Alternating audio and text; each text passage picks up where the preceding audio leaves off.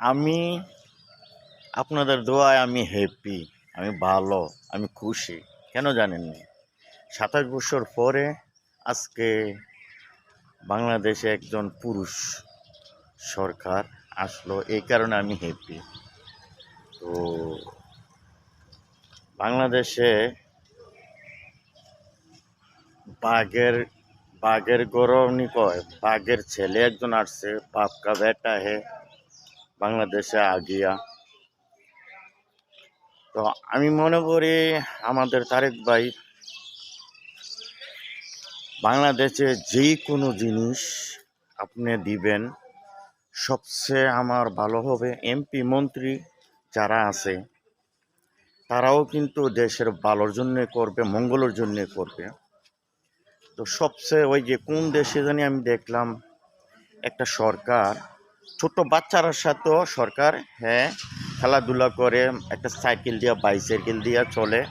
কিন্তু এরকম সরকারের মতন আমি চাই আমাদের বাংলাদেশে আমাদের তারেক ভাই সকলের সাথে এভাবে চলুক। কারণ এই কথাটা বললাম কেন, দেখলাম ঢাকাতে ভাইয়ের সিস্টেমের মতনে জনগণের সাথে তারেক ভাই এই গাড়ি দিয়ে চলাচল করে।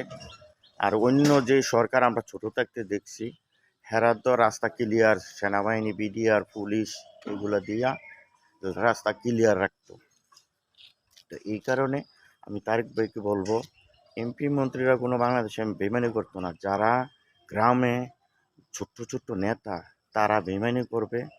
এবং কি আপনি যে কার্ড একটা দিবেন, তারেক ভাইয়ের কাছে আমি বলতে চাই যেটা কৃষি কার্ড, ফ্যামিলি কার্ড, এটা আপনি সেনাবাহিনীর হাতে দেন, দিলে সবাই পাবে। আর গ্রামে যে ছোট ছোট নেতাগুলা তারা আপনার ফ্যামিলি, তাদের আত্মীয় স্বজনের ভিতরে এগুলা বিতরণ করবে। এবং কি তারা কোটিপতি এবং কি প্রবাসে বিভিন্ন ধরনের, ঠিক আছে, তারারে দিবে। কিন্তু গরিব যারা, কৃষি যারা, তাদেরই কিন্তু এই কার্ডটা দিবে না, তাদের কাছে পৌঁছাবেও না, ঠিক আছে।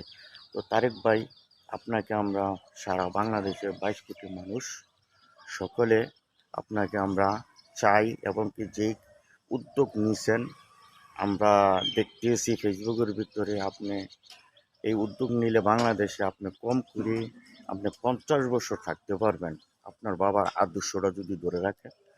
তো আপনি যে কোনো জিনিসে সারা বাংলাদেশে দিবেন, আপনি সেনাবাহিনীর মারফতে গ্রামে তো মনে করেন